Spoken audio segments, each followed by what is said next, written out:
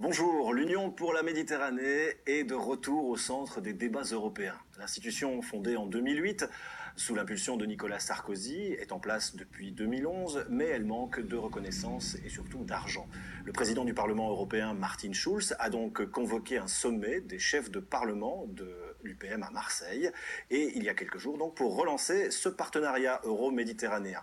Le but est de remettre en chantier des projets dont certains sont mis au frigo depuis 2008, comme le plan solaire méditerranéen ou encore les autoroutes maritimes. Mais plusieurs obstacles se dressent devant cette somme de bonnes intentions.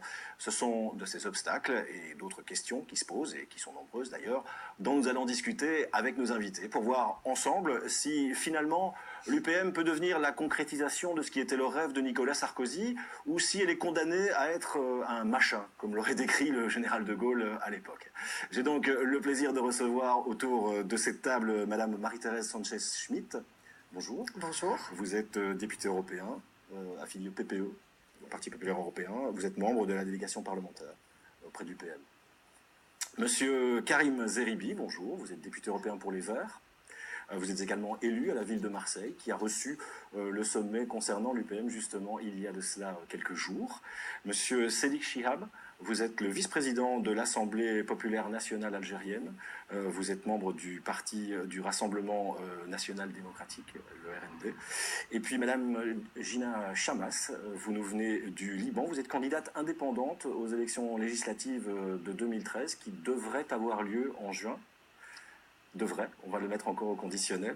Vous avez été conseillère auprès du ministre de l'économie et du commerce au Liban. Vous avez été également conseillère auprès du président en matière de finances et de budget. Vous êtes une femme de chiffres, vous avez un cursus économique et comptable surtout, puisque vous avez également présidé la Ligue des experts comptables au Liban.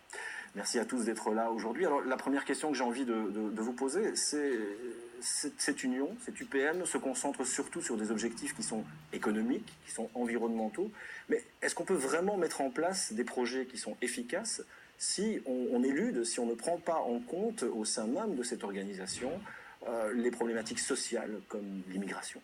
Si on ne prend pas en compte les problèmes politiques qui sont divers, il y a la radicalisation potentielle de gouvernements qui ont parfois été élus démocratiquement. Et puis il y a évidemment le problème qui est sur la table depuis de nombreuses années, qui est le conflit israélo-palestinien. Est-ce qu'on peut y arriver malgré cela et sans prendre en compte cela? C'est la question que je vous pose. Peut-être Madame Sanchez-Schmidt. Bien, alors vous avez mentionné